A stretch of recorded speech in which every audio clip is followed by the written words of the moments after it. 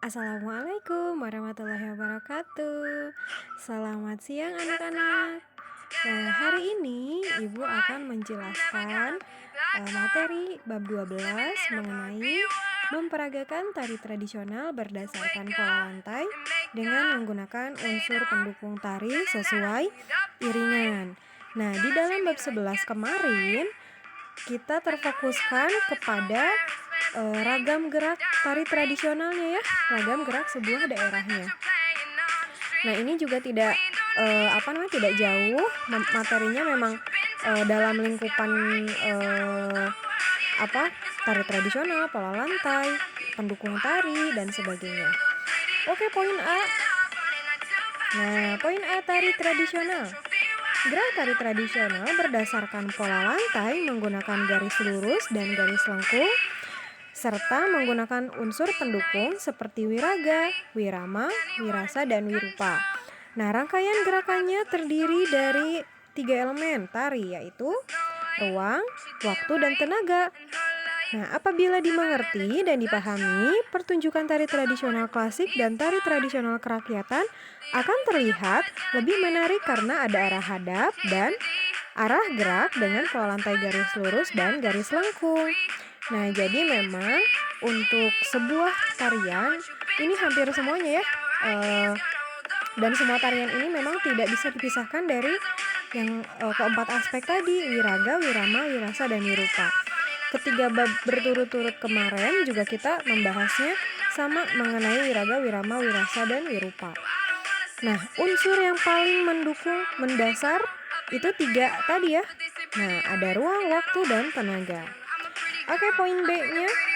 Nah, sebelum ke poin B, ini adalah gambar contoh tari kerakyatan, tari tradisional kerakyatan. Oke. Poin B-nya. Nah, pendukung tari.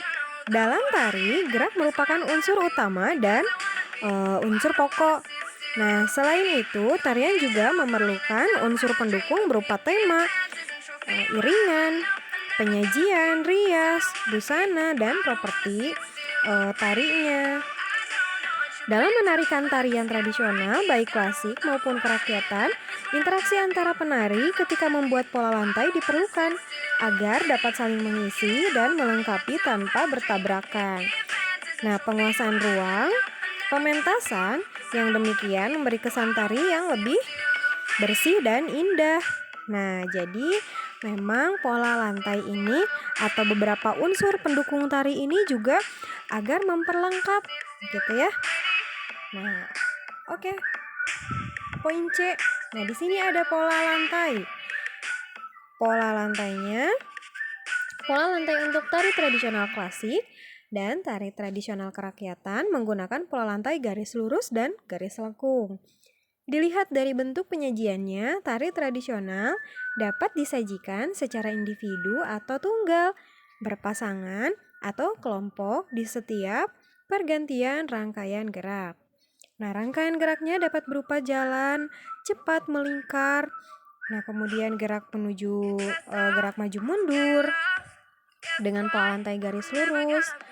Nah, permainan pola lantai dapat dibuat bervariasi dengan menerapkan aneka pergantian dalam membuat formasi diagonal, horizontal, vertikal, simetris, asimetris.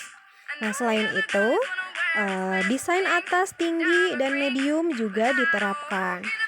Jadi memang setiap perpindahan ini pasti pola lantainya beda lagi gitu ya. Setiap posisi untuk mengganti sebuah tarian atau mengganti sebuah posisi personelnya pasti pola lantainya akan berbeda gitu.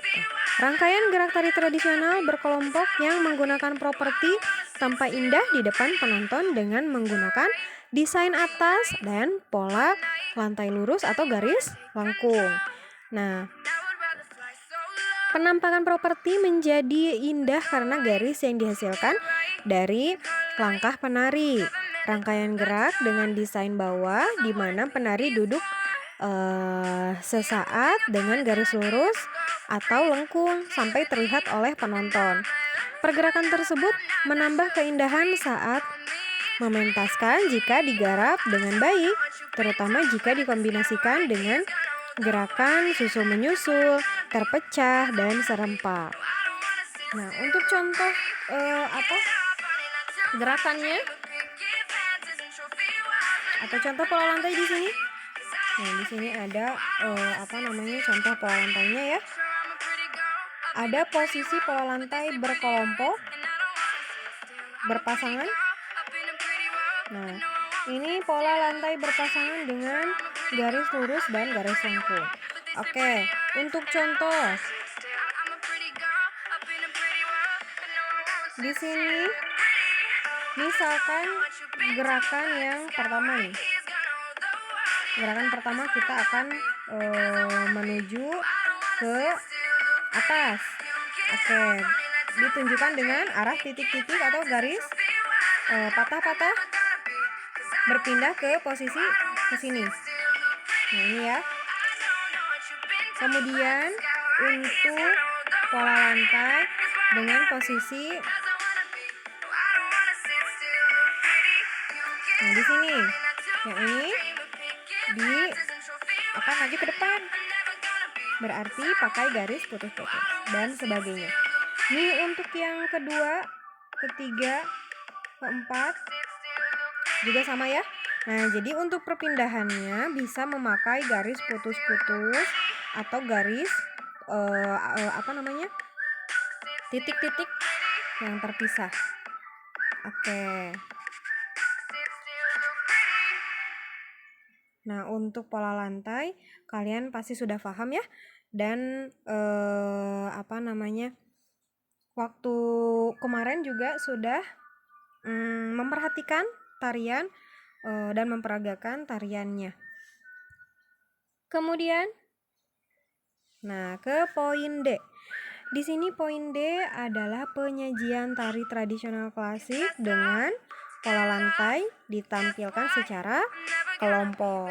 Nah, di sini ada contoh tarian Bedaya Kadu Manis. Nah, untuk spesifikasinya, tari bedaya itu judulnya atau temanya Kaduk Manis. Jumlah penarinya ada 9 orang. Pola lantainya garis lurus, garis lengkung. Iramanya musik gamelan laras pelog dan laras lendro. Nah, rias busananya cantik.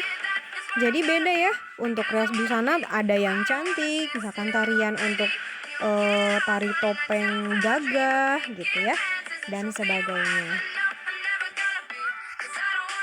Nah, ini dia. Nah, untuk tarian ini kalian bisa mengisi masing-masing di rumah, sertakan beserta catatannya. Jadi kalian tulis untuk tari serimpi anglir mendung. Nah, di sini jumlah penarinya berapa orang, pola lantainya seperti apa, iramanya menggunakan irama apa. Kalian bisa buka YouTube-nya dan cari mengenai tari serimpi anglir mendung. Nah, kemudian rias busananya seperti apa, gitu ya. Nah, di bawahnya di sini juga ada tarian dari tari lawung. Nah, kalian silahkan isi juga, catat di catatan kalian ya. Oke, ini untuk contoh kalian mengidentifikasi. Poin E-nya. Nah, untuk poin E di sini penerapannya. Nah, gimana sih kita cara menerapkan peragaan tari tradisional berdasarkan pola lantai dengan menggunakan unsur pendukung tari? Yang pertama ada tari tradisional klasik berdasarkan pola lantai dengan menggunakan unsur pendukung tari. Poin A, ada tari bedaya. Nah, tari bedaya ketawang ditarikan pada saat-saat tertentu, yaitu ketika ada penobatan raja dan peringatan kenaikan tahta raja. Nah, tari bedaya ini, tari bedaya ketawang dan tari bedaya semang yang berasal dari Surakarta maupun Yogyakarta. Pada awalnya, tari tersebut dipakai sebagai bentuk ungkapan kasih sayang seorang raja terhadap seorang wanita yang pernah berjasa membantunya dalam kesulitan raja. Nah, rangkaian geraknya begitu lemah gemulai, mengalun mengikuti irama musik Jawa dengan aturan gerak baku yang telah disepakati kaum bangsawan dan terpelajar, sehingga dapat bertahan hingga sekarang. Nah, jadi memang tariannya itu selalu punya ciri khas ya. Nah, selalu punya asal muasal. Nah, untuk tari Bedaya ini asalnya tadi dari seorang perempuan yang pernah berjasa membantu raja ya saat kesulitan. Nah, kemudian rangkaian gerak tari Bedaya memiliki kesulitan tingkat tinggi, diawali dari awal menari, tengah menari, dan akhir menari pun sulit ya.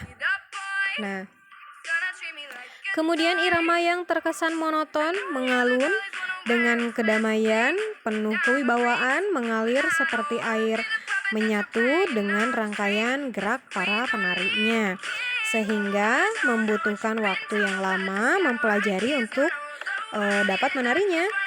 Karena sangat sulit, jadi untuk tari Bedaya ini memang sangat lama untuk kita bisa menari dengan menyocokkan iramanya, gerakannya, alunannya gitu ya. Nah, tenaga yang digunakan continue, lemah lembut, mengalir seperti air, ruang gerak menyempit dan menyudut, dan waktu yang digunakan disesuaikan dengan rangkaian gerak tari Bedayanya. Durasinya juga biasanya begitu lama. Nah, namun beberapa koreografer sudah menganggap kembali sesuai kebutuhan. Nah, jadi adanya ditarikan ulang atau dipersingkat gitu ya. Ada yang memang sudah menggarap kembali sesuai kebutuhan. Di sini ada pola lantainya dan ada sebuah contoh tarian Bedayanya ya. Nah, ini pola lantai formasinya itu sering digunakan seperti gawang monyor mabur. Nah, kemudian di sini bisa kalian lihat juga ada beberapa ya. Tinggal dibaca saja. Kemudian ada pola lantainya nih, ada pola lantai garis lurus dan sebagainya. Alat musik menggunakan seperangkat musik gamelan laras pelok dan laras slendro, diselingi senggaan dan syair Jawa kuno. Riasan cantik ala istana. Nah, busananya gemerlap disertai dengan perhiasannya. Jadi sangat mewah ya tariannya. Kemudian poin B. Nah, di sini ada tari serimpi. Dalam tari serimpi ini penari biasanya berjumlah 4 orang, tetapi ada juga yang berjumlah 7 penari. Nah, tari serimpi adalah jenis tari putri terinspirasi dari peristiwa yang terjadi dalam pemerintah kerajaan di Jawa. Contohnya dari tari serimpi adalah tari serimpi Bedah Madiun. Nah, tari serimpi Ludiro Madu, tari serimpi Gundo Kusuma, dan ada tari serimpi lainnya. Tenaga yang digunakan terus-menerus mengalir seperti air. Ruang gerak lebih menyempit, tidak seperti tari lawung yang lebih bebas dan bervolume gerak lebih luas. Nah, ciri-cirinya adalah waktu yang digunakan disesuaikan dengan rangkaian gerak tari. Irama musiknya lengkap dengan irama ladrag atau ketawang Jawa. Nah, kemudian pola lantainya atau formasi yang sering digunakannya berderet dengan bergantian pola lantai yang sudah ditentukan. Riasan dan busananya digunakan sudah dibakukan atau ditentukan, yaitu indah gemerlap dengan sulaman benang warna emas dan manik-manik. Jadi sama ya. Nah, hanya saja ini memang ada beberapa yang berbeda dan ciri khasnya. Ada gemerlap dengan sulaman emas. Kalau yang tadi memang gemerlap dengan perhiasannya. Nah, kemudian properti yang digunakan dapat berupa cudrik atau keris kecil untuk perempuan. Jadi terlihatnya memang gagah ya untuk tari serimpi ini. Nah, kemudian ada tari lawung. Ada tari lawung, ada tari topeng. Nah, ada tari pakarena, ada tari pagelu. Nah, dan tari-tari lainnya, ada tari tradisional kerakyatan, tari kuda lumping gitu ya. Ini masih banyak lagi. Oke, untuk ini tari jaipong kalian bisa dibaca saja untuk ciri-cirinya, pasti sudah tahu. Nah, untuk tarian-tarian lainnya seperti tari kuda lumping, kemudian tari topeng, tari pakarena, kalian bisa langsung tonton saja di YouTube mengenai tarian-tarian tersebut, dan kalian cari tahu ciri-ciri dari tari tersebut. Misalkan seperti tari kuda lumping nih, ciri-cirinya tenaganya yang digunakan bersifat kontinu, ruang gerak luas dan dinamis gitu ya, karena memang sangat bebas gerakannya. Kemudian waktu yang digunakan juga sesuai dengan rangkaian gerak tarinya, iramanya, kemudian pola lantai, alat musik.